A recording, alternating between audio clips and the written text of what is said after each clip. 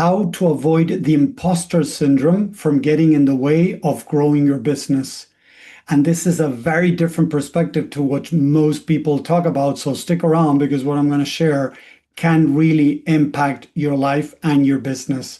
So, hey everyone, thank you very much for being here. Here, Tommy Walker, the Mind Engineer from the community, sharing insight and tools to help people with their mindset and of course with their business. So today I want to talk about this very interesting topic that is the imposter syndrome that a lot of people go through and don't know how to manage it. So the idea to first understand what is the imposter syndrome. A lot of people ask me, but Tommy, okay, I get it, what you're talking about and different topics, but I don't know much about the imposter syndrome, right? So let's talk a little bit about that, what the imposter syndrome is.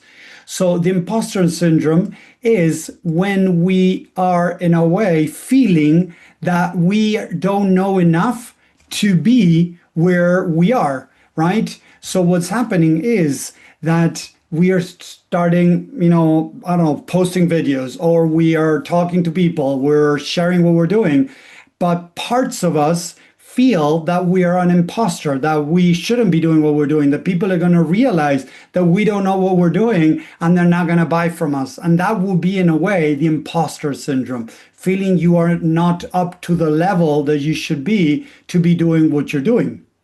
So one of the things that I've learned many years ago, and I love to share because I've heard it from a lot of people out there, is that when we're going through the imposter syndrome is just an alarm that is letting us know that we're doing something that we're not used to. Listen to that again. You're doing something that you're not used to doing. That doesn't mean that the imposter syndrome is bad. It's just telling you, hey, you're navigating waters that you are not so accustomed, so used to navigating. So it feels uncomfortable. It feels weird. And of course, as the mind is trying to protect you, what other people do is they stop doing what they're doing. Yes, they stop doing what they're doing, whether it is posting, whether it's talking to people, whether it is, making offers, whatever it is with their business, they stop doing it when they hit imposter syndrome because they have associated that uncomfortable feelings, and the mind is trying to protect them from that because they have attached a negative narrative behind the imposter syndrome. Remember that the mind works through narratives, through past experiences. The mind is going to project a potential future according to what it has learned in the past and experienced. So if in the past you did something new and it didn't go well, you didn't feel supported, your parents were judging you, criticizing, people made fun of you, people laughed at you, instead of just supporting you and helping you understand that it's okay the way that you might be feeling because you're doing something new. What suddenly people do is they feel those emotions, they've learned to shut them off, get rid of them, repress them, and they stop doing what they're doing. So now they fall into procrastination, they fall into postponing, and they're struggling to get the business off the ground. And this could be in any area of your life. It could be if you have a job that suddenly you are, having interviews to another position, or within your company applying to another position, or you get a position. I've worked with a lot of people that felt that people were going to realize that they shouldn't be where they are. So what happens again is the mind starts feeling uncomfortable with imposter syndrome because it has a negative attachment to it, and it's trying to avoid the different limiting negative, and first the negative emotions and the limiting negative false beliefs behind imposter syndrome. So remember, it's the narrative behind that is really affecting, causing what's going on. It has nothing to do with imposter syndrome in itself. It's what you're telling yourself that is holding you back. Always remember, guys, what is holding you back, what is creating problems in your life, and even when the life with others and relationships, try to grow your business, whatever it is the narratives you're telling yourself. The other day I was working, a company hired me to work with a bunch of the people in there. And there were two people that were trying to start a business, right? They were a husband and wife, and they were trying to start a business. And they had set some goals for that month. The month had finished. Now we were in a new month, right? Talking, but they were telling me that the woman was complaining because the guy didn't stop complaining that they were not able to hit the goals that they had set. They did good, don't get me wrong, but they didn't hit all the goals that they had expected they were going to hit. So as the guy was complaining, the woman was complaining that the guy was complaining. So what I did is I started with the woman first to try to understand what was the narrative she was telling herself through what he was saying. So look at this. Husband and wife, they had a 4-year-old daughter. When I started asking questions, she told me that she felt frustrated because she had spent all weekend paying attention, investing time into the business to try to hit those goals, and they were not able to hit them. So that didn't allow her to spend the time that she would like with her daughter. So as I went a little bit deeper, I asked her, what is the narrative you're telling yourself that you were not able to spend as much time as you would like with your daughter because you're spending it with your business? And you know what she said? She told me, I feel that I'm a bad mother because I fail my daughter from being there, because the idea of this business is to be able to quit my job and be able to be there more with my daughter. So her narrative was, when the guy was complaining, she was listening, I'm a bad mom. And he wasn't saying that. He wasn't even thinking about that. That never came through his head. But she was listening to it. So again, the mind works through the narratives, and the narratives come from the subconscious mind, from our belief system. The experiences we have gone through have created narratives, our belief system, that now is running the show. So if we don't start going within to understand the narratives that we carry around, money, success, failure, imposter syndrome, and so many other things, what's going to happen when you start feeling negative emotions? What you're going to do is shut down. So when you see yourself falling into perfectionism, falling into procrastination, analysis paralysis, feeling overwhelmed, not being able to take actions, the problem is not what you're seeing, the procrastination, the postponing, the videos you got to do, the website you got to work on, or whatever that is, the logo, the branding, whatever it is. It has nothing to do with that. It's what you're telling yourself around something deeper. So imagine you're doing videos. So some of the questions that I ask with the people that I work with when we do one-on-one is, how do you feel when you look at yourself in the video? That's one question. How would you feel if you put the video out there and nobody sees it, nobody comments on your video? How would you feel if you put your video out there and you get haters? So we start going through different scenarios to try to see which one resonates with them. Because at the beginning, when I ask people, what's wrong with making videos? How do you feel about making videos? Most people are like, well, I'm okay with that. I've done videos in the past. And I ask, okay, so then why aren't you doing them right now? I have no idea. So the idea, guys, is to start exploring the subconscious mind to be able to understand the different narratives that you're telling yourself that are affecting you today. So the idea is to start seeing the imposter syndrome.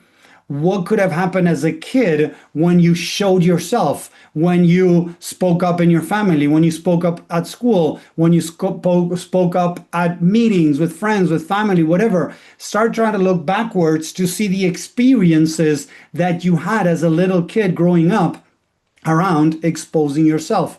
Because again, many times when my kids, some time ago got into piano lessons and they played, and of course they made some mistakes. So what I did is I helped them through that. I validated that it's normal to make mistakes, that they're learning, that they're practicing, that I even make mistakes. So when we speak that way, we normalize that it's okay to make mistakes, that we're not supposed to know everything. We're not supposed to do it perfect, because we're learning and we're improving as we're doing that. So suddenly, instead of feeling the imposter syndrome is, oh, okay, or maybe feeling the imposter syndrome, maybe I'm going to screw up, or I screwed up, I shouldn't be doing this. It's okay that you feel this way. How else do you feel? And slowly helping them shift the way they are seeing themselves through the imposter syndrome, or seeing the imposter syndrome, the narrative that they might have with imposter syndrome. So when we start doing that, we start reprogramming our mind, and that allows us to slowly start taking more actions with our business and not let these type of setbacks or emotions sometimes or thoughts stop us from growing our business. So remember, you got the mind that is divided between the conscious mind and the subconscious mind. The conscious mind is between 5 to 10%. What really runs the show is the subconscious mind that runs the show between 90 to 95%. So it's not what you think that is holding you back. Most people think that procrastination is the problem, that the imposter syndrome is the problem, that perfectionism is the problem, that control is the problem. And what I tell them is that that is the symptom of something deeper. What you're seeing as a problem normally is the symptom, or it is the protective mechanism of something that is going on deeper. So we need to start exploring the mind to try to understand what's going on deep down, what are the narratives, and how do we get to the narrative? Some of you might be asking, okay, Tommy, perfect, I get what you're saying. How do I get to my narratives? So to be able to get to your narratives, the first thing you got to do is to validate the mechanism, the behavior that you're having. Yes, and this is the hardest part for most people, to validate that you feel the imposter syndrome, to validate that it's okay to feel it, that it's okay to be falling into procrastination, that it's okay to be falling into perfectionism, that that is not something bad. Yes, I know it sounds weird. Today I had a session with somebody one-on-one, and he was telling me that he is a person that is, very, that he is, oh, what's the name? That he tends to continue feeling anger towards other people, resentful. There you go, resentful, right? He was telling me I'm a very resentful person. So I asked him, what do you think resentment could be protecting you from? And at the beginning, he was like, no way. It's not protecting me from anything. It's not good, resentful. And as we started going deeper, and it took a while, it took us like 10 to 15 minutes of different approaches for him to start slowly opening up. And suddenly he said, feeling resentment helps me validate my anger and helps me feel that I am right. So I told him, do you realize that there is a benefit from feeling resentful now that you just said that? And he started saying like, whoa, I never realized this. Exactly, because we tend to think that the problem is on the outside, that we need to, fix something on the outside. And it's not about fixing something on the outside, because we cannot, in a way, control not feeling the imposter syndrome. We cannot control feeling vulnerable. We cannot control feeling uncertainty. And these are many things that people go through and don't know how to manage. So they try to manage things on the outside, like going into controlling other people and other circumstances, although they don't have the power over, but they try because they don't want to connect with the pain inside of them. We need to start stretching the muscle of the emotions. A lot of people do exercise to try to stretch their muscles in their body, right? The physical muscles. We need to stretch the emotional muscles so that we can, in a way, navigate tougher and tougher storms that are going to come our way as we navigate this entrepreneurship, sea that we're in. Because the entrepreneur journey is one of the most difficult ones, because it's going to bring up to the surface your unresolved issues. I tell people that being an entrepreneur, being a father, and being a husband, right, having a partner, having kids, and having a business are the most rewarding and most challenging things there are out there. Because your wife, your kids, and your business are going to bring to the surface your unresolved issues. So if you don't deal with your unresolved issues, unfortunately, you're going to start blaming everything else except seeing what's going on inside of you, and you're going to get stuck. I've seen and talked to, I don't know, I think I could say thousands of entrepreneurs along my journey that were stuck, were struggling because of these things, because they were thinking that the problem was on the outside. The idea is to start navigating into our mind, into our subconscious mind, to identify the limiting, negative, and false beliefs, the narratives that you're telling yourself that are holding you back. Let me know what you think in the comments if you have heard this before. If you haven't, I have a free training. Just write the word free, and we'll share free training with more insight and tools to help you start navigating the subconscious mind to get past these challenges, go deeper to identify the narratives that are holding you on your business back. So thank you very much for watching. I hope you enjoy this, and I will see you next time. Take